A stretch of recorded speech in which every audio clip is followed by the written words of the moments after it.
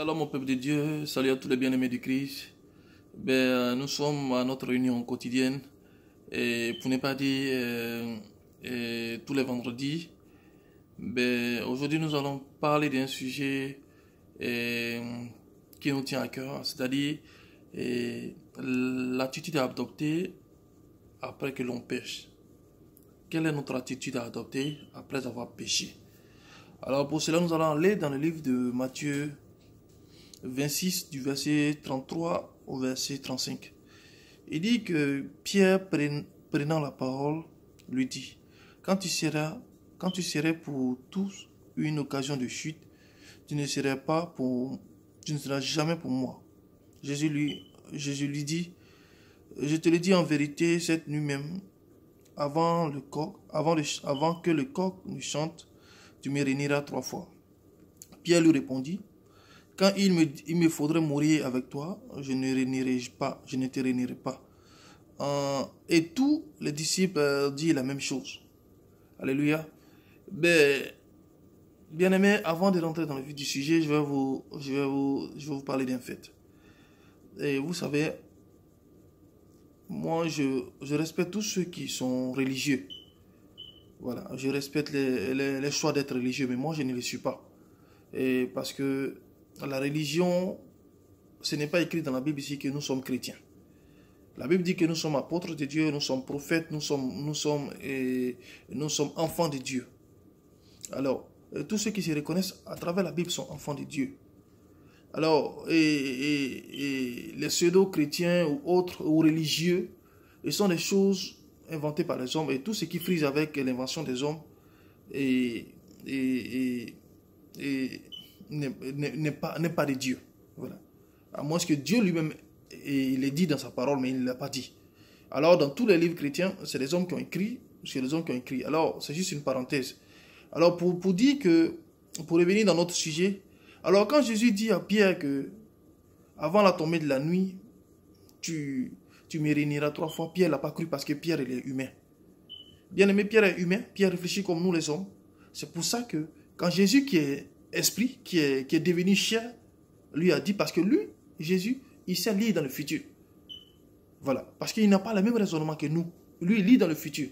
Mais nous, les hommes, nous rappelons seulement de notre passé et ce que nous vivons présentement. Alors, donc, Pierre est différent de Jésus. Alors, Pierre n'a pas cru parce qu'il ne savait pas, en ce moment précis-là, que tout ce que Jésus lui disait, c'est des choses qui étaient dans le futur.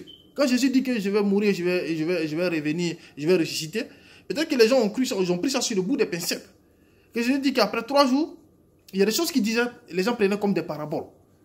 Alors, il a dit à Pierre: tu vas me renier 3 fois, jusqu'à avant de la tombée de cette nuit.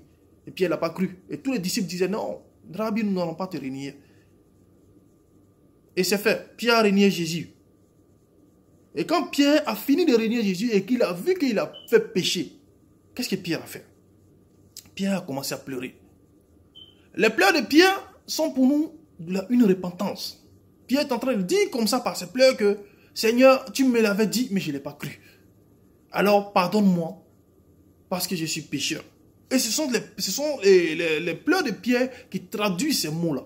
Même s'il ne le dit pas, mais ces pleurs-là traduisent ce qu'il ressentait. Ce qu'il ressentait en ce moment précis.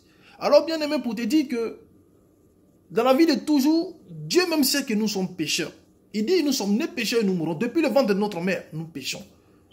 Alors lui qui nous connaissait depuis le ventre de notre mère, et qui nous dit que si vous péchez, vous avez la possibilité de vous répandre. Alors pourquoi toi tu ne te répands pas?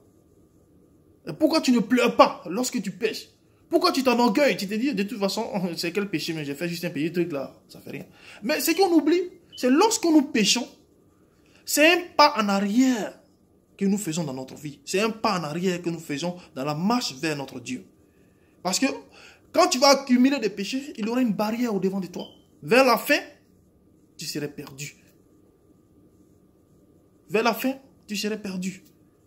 Alors bien aimé, lorsque tu as eu l'occasion de chuter, il faut te répandre devant toi. Il faut pleurer devant ton Dieu pour dire: Seigneur, j'ai péché. Ce que tu as dit était vrai, mais moi j'ai péché. Comme Pierre l'a fait.